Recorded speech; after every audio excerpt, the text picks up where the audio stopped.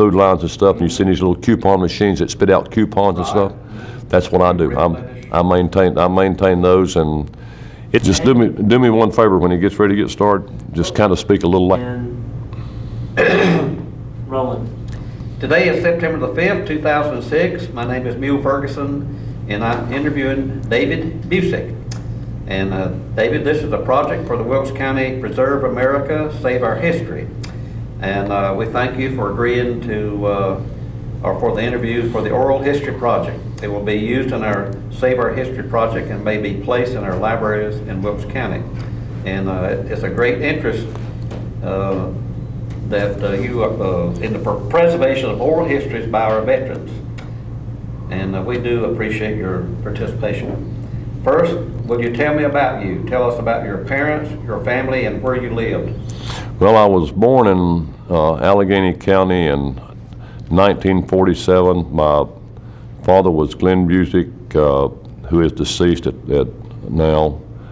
He was the clerk of court in Allegheny County for 20 plus years and retired.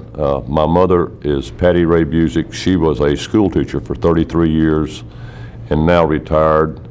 I moved to Wilkes County in 1981 as a Navy recruiter. Had a wife and a child. We just came back from Guam, and we bought a house, and we decided that's where we were going to park it at. So, what was your rank when you came as a recruiter?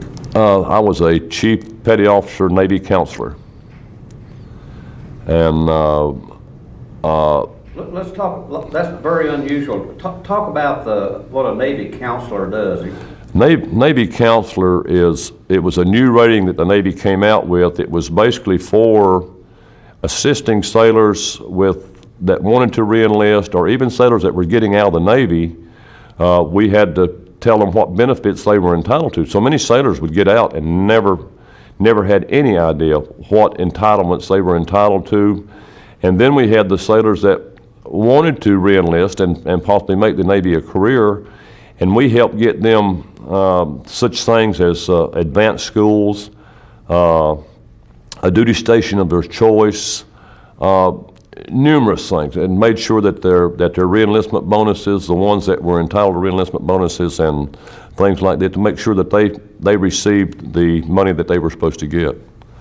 So, say if I was a 4-year serviceman in your era there, and I wanted to reenlist, how much money at that time would I expect to receive? If you were in a critical rating, you could receive as much as $30,000 for a 4-year reenlistment. That was right on top. Now, what they would do basically when you did reenlist, you got 50% of that $30,000 up front, and then the other 50% was paid in increments for the next 3 years, 4 years, 5 years, however many years you reenlisted. So if you were not in a critical rating, back in the earlier days, you received a maximum of $2,000. But it went anywhere from $2,000 to $30,000, depending on how bad the Navy needed you and wanted to retain you. All right. That sounds like a lot of money, but to a person that don't understand, I understand. Tell me why the military would pay that kind of money for someone to re-enlist. I think once they get an individual in their first 4 years in the service, and they get them trained, they send them to numerous schools, and these guys are already in a position to more or less help the Navy than have to bring a brand new individual in from off the streets, send them to school, get them retrained again and spend all this money. And really, when you start looking at the training and experience these guys had, it wasn't really that much money, because it cost them tenfold to bring 3 individuals in where one might possibly succeed and get into the critical rating and the knowledge that they needed. Very good. That's exactly what I was looking for. Where did you serve, and did you receive any special medals or recognition? I'm going to try to get this as close as I possibly can. Okay. I first enlisted out of Sparta and went to Raleigh. Great Lakes, Illinois was my basic training, and from Great Lakes, Illinois, I was transferred to San Diego, California as a little 18-year-old kid going from the mountains of Allegheny County to the big city of San Diego. I served on a cargo ship. It was the USS Winston, just like the cigarette. AKA 94, I served on the Winston for 2 years, made 2 deployments to Vietnam. Our ship was a cargo ship. We carried a lot of tanks, jeeps, equipment for the Marine Corps and the Army, and also a few troops. There was a different ship. It was an APA. I was on an APA was personnel. They carried a lot of people and a little equipment. I was on an AKA, which carried a lot of equipment and a few people. And then from there, I was transferred from San Diego to Charleston, South Carolina, and at that particular time, I was a dispersing clerk. The career counselor rating had never been heard of. And of course, as a dispersing clerk, we paid everybody. We made sure that everybody received their paycheck every 14 days. I stayed at the Navy Finance Office in Charleston, South Carolina until I was discharged in 1969, November the 3rd of 1969, and went back out and tried civilian life.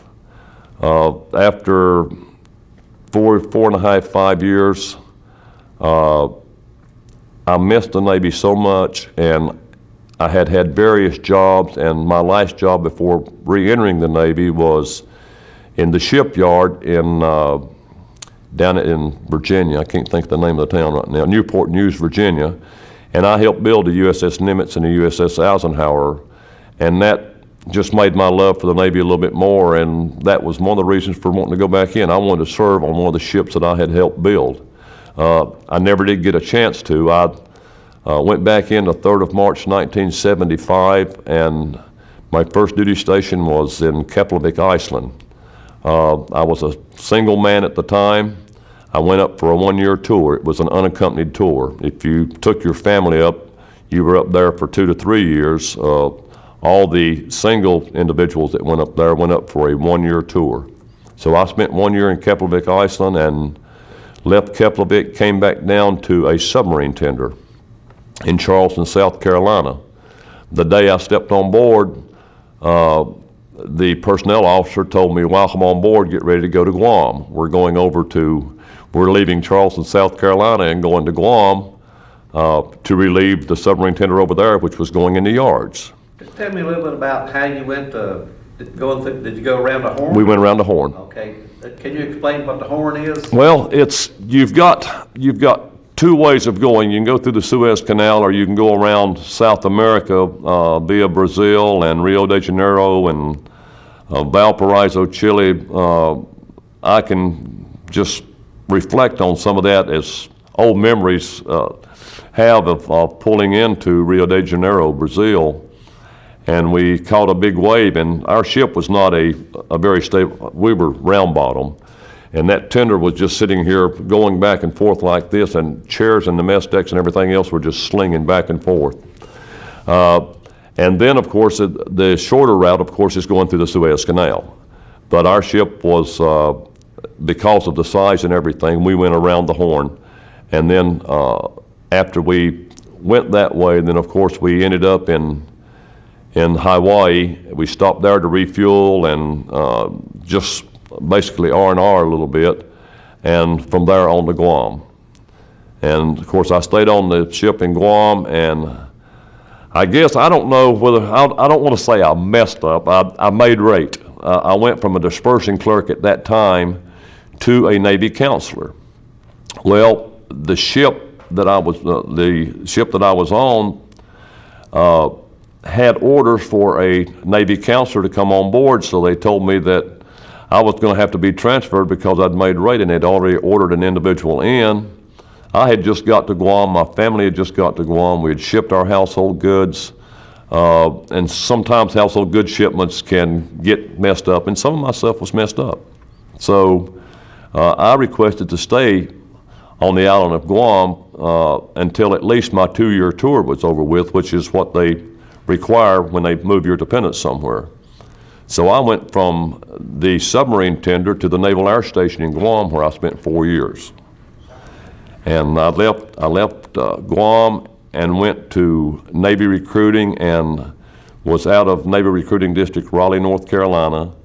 I had various duty stations from High Point, Statesville, several different areas, Hickory, but I ended up out of Statesville, and my recruiting home was right here in North Wilkesboro. That's when we still had a recruiting office down in in John J. Hayes Federal Building, and that's where my office was at, and I spent 2.5 years recruiting and then was ordered back to sea duty on board the USS Mayhem, which is a guided missile cruiser. And I spent 3 years on the Mayhem. Our ship was a test ship. We test fired missiles, the SM-2 Block 2 missile. Nobody's going to know what an SM-2 Block 2 missile is, but they are guided missiles that aim at various things. And we made such deployments, if you can recall, when Gaddafi was talking about crossing his line of death, our ship was the first one to cross Gaddafi's line of death. We had I'll never forget, we had a very small ship that Gaddafi had, or small boat that Gaddafi had sent out after us, and that's when we found out that these SM-2 Block 2 missiles really do work.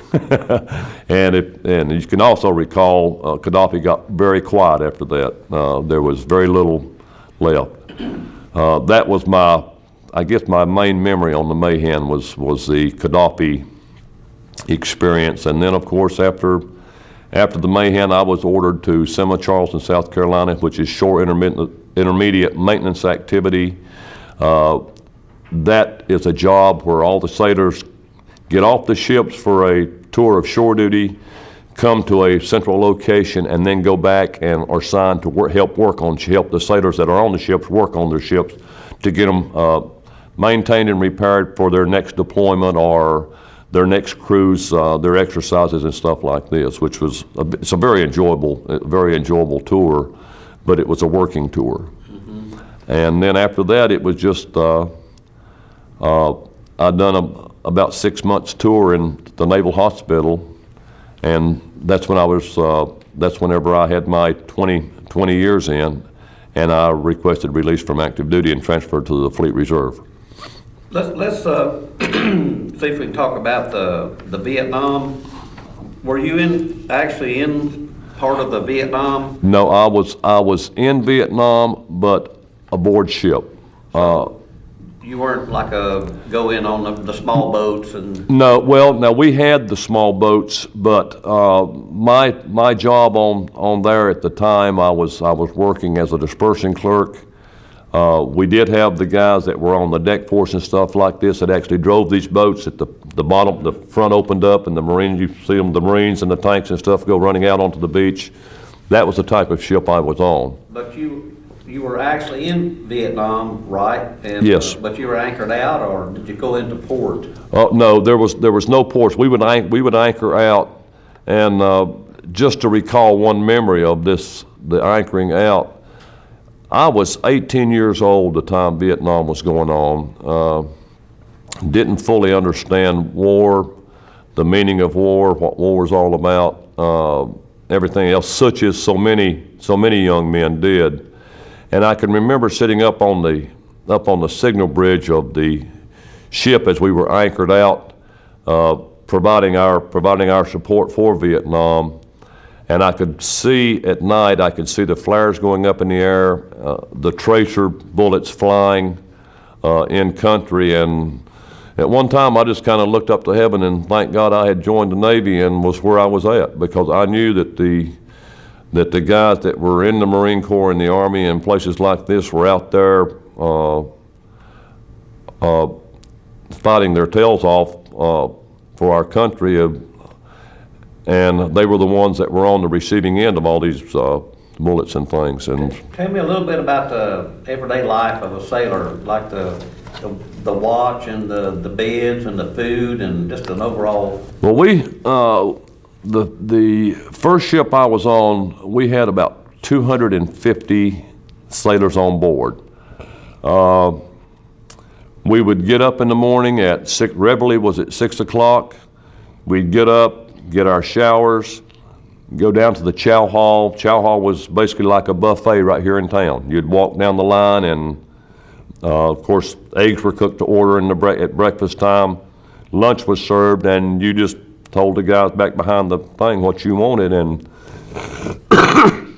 the chow hall would only feed probably about, I'm going to say, probably 45, maybe 50 individuals at a time. So it was kind of like hurry up and eat and let the next guy come on in and sit down and eat. And at that time, the Navy now has females on board. At the time I was in, we had no females, so it was pretty much wide open.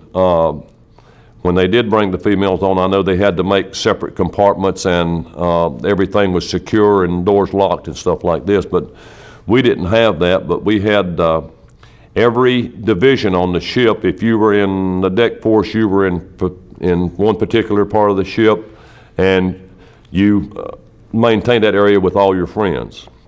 If you were in the supply department, of course, you had a different area, and that you had your area right there with all the people in supply. So forth with engineering and all the different divisions and departments that were on board the ship. They were all lodged together because a lot of times we stood watches. I mean, that was one of the first things I done when I retired. I didn't wear a watch for 6 months to remind me of watches, because you would go on and stand a 4-hour watch, get off, and it wasn't 4 hours, 8 hours a day. Days are 24 hours, and that ship had to be maintained 24 hours. We didn't go out in the middle of the ocean and cruise for 8 hours and then stop because our 8 hours were up. We cruised 24 hours a day, and that meant there had to be people up and about 24 hours a day, maintaining the radar, keeping the engines running, watching guys out watching for ships going by. I would say out of a full tour of 200 and some guys, there was probably 100 up all the time, keeping the ship running and stuff. Let's get you being in supply, right? Right. What was your duty when you had on the watch? You didn't serve on the helm, or tell me what you did. The supply guys, we worked in radar.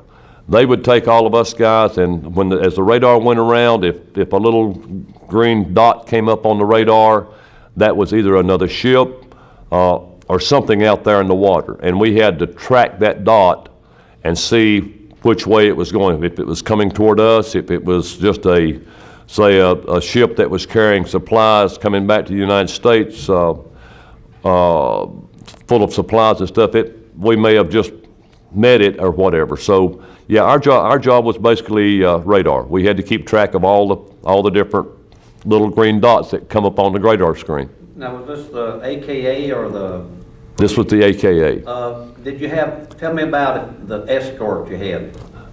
The other ships escorting you? The guided missile ship. No, when you were on the AKA. Oh. Did you have people that went with you? The reason I'm asking. Well, okay, I know what you're talking. You're talking about the battle group. Whenever we went with the battle, we normally cruised with a aircraft carrier.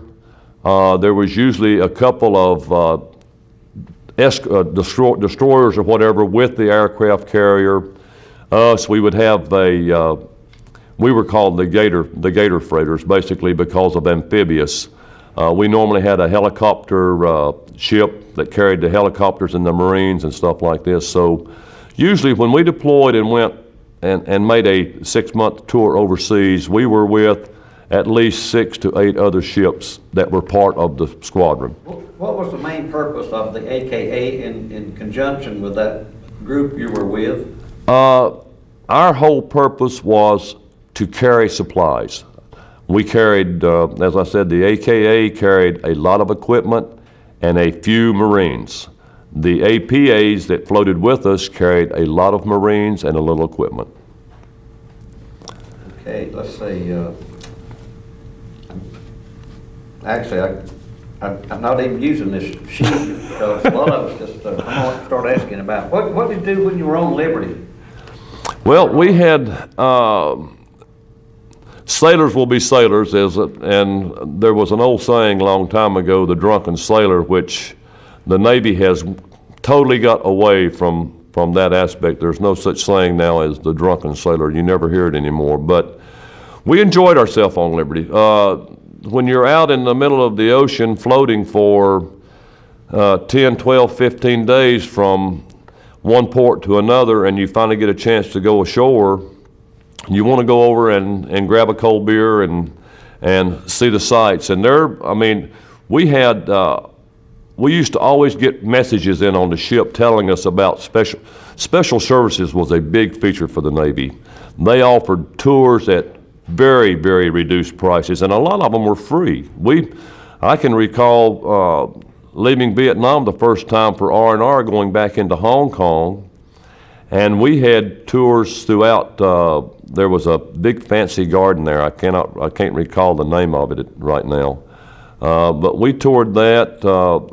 Just numerous tours. I mean, and that's what we really enjoyed, was going on the tours and actually not just seeing the downtown part where the sailors went and pulled their liberties and stuff, but actually getting on the buses and stuff and going on tours and seeing different parts of the country.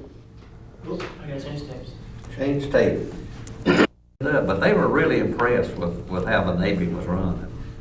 And of course, And everybody she knows. how do you feel about opposing viewpoints? Well, let me go. Do you have an opinion on our war on terrorism? I think, my own opinion, wars are going to happen. Countries have been at war with each other for millions and millions a year. This thing in Iraq and Iran and stuff like this that are going on now, that's all these people have ever done is fight. I think that our main purpose for being over there is to try to bring a feeling of not war and fighting and killing all the time, but to let people hopefully, get around and enjoy each other and live in peace. And I think that's the whole thing that the American serviceman that's over there helping defend is our freedom, because if we don't get involved, before you know it, it starts from Iraq, it ends up coming a little bit closer to the United States and a little bit closer, and before you know it, we're going to be overpowered. And so while we are the power right now, I think that we have to maintain and show everyone that we're going to live our freedoms as we know it, or as we did know it after 9/11, but and some of those freedoms have been taken away, and a lot of people can't understand why, and that, I think that's exactly why we're at war right now. There could be so many 9/11s happening all over the United States if it wasn't for our American servicemen being over there defending these liberties and freedoms that we enjoy. Okay. What are some of the advantages of being a veteran? I think one of the main advantages is respect. I think people that I meet on the street, people that I know,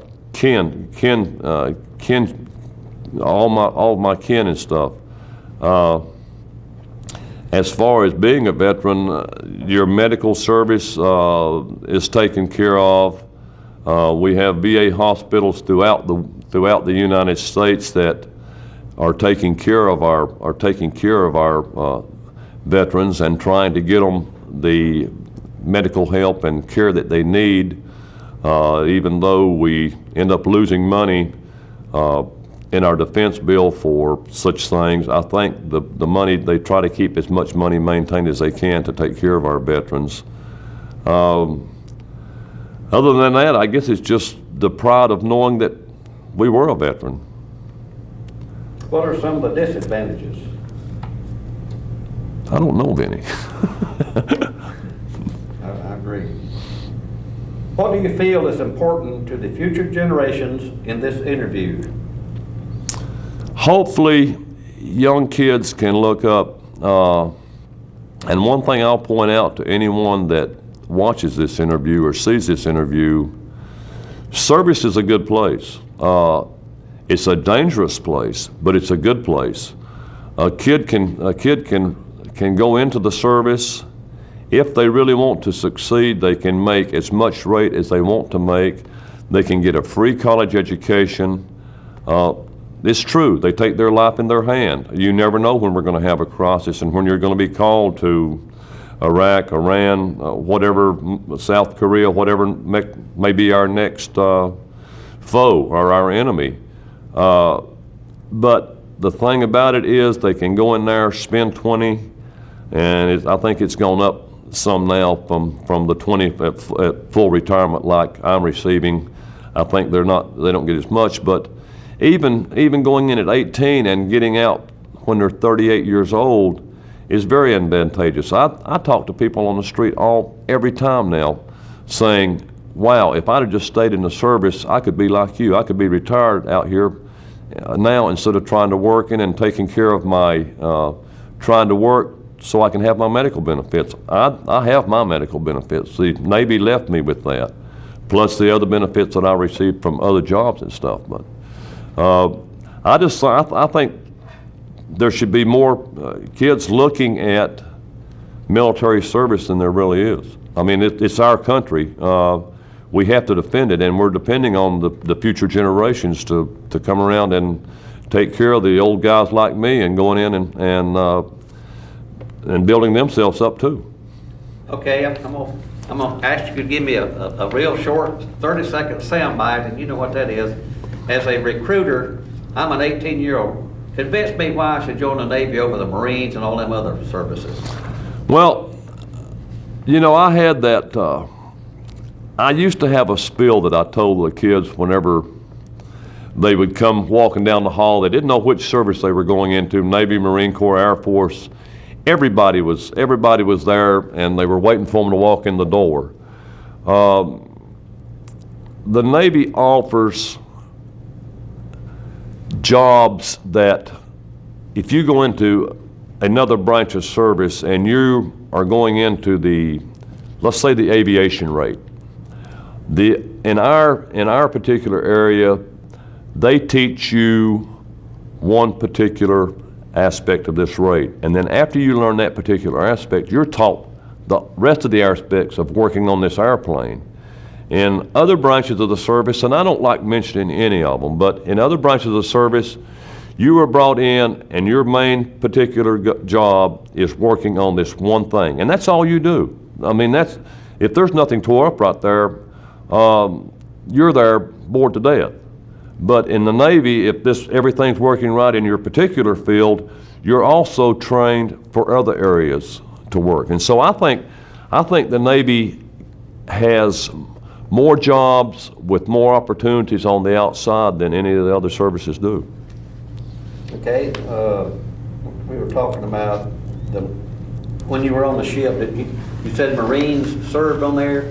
There's a question about the rivalry between the branches. Was that a problem on your ship? It was never a problem. The Marines, of course, the Marines and Army, the Marines and the Navy, we always worked together. And all the Marines can sit up here and tell you, if it wasn't for the Navy and the hospital corpsmen out in the field right there, they would have really been hurting. Hospital corpsmen were the Marines' best friends. I myself never experienced any hostility between any other branches of the service. Air Force to Navy, we would pull into Kadena Air Force Base in Okinawa. The Air Force welcomed us with open arms. We'd go up there to the Kadena, play golf on the golf course. Never was there any hostility between any of the branches that I noticed. I think the biggest hostility that I can recall is when the different academies had their football games. Okay, this is if you were allowed to strike or apply, we called it strike in the Navy. If you were allowed to strike for a higher rating, what was the procedure? If not, why? That don't make sense to me. Well, the Navy gives examinations. If you're going from E3 to E4, you sit down on the mess decks and take a 150 question examination. Explain the same in an Army rating? Right. Well, it's E4 as going from E3 to E4, which is the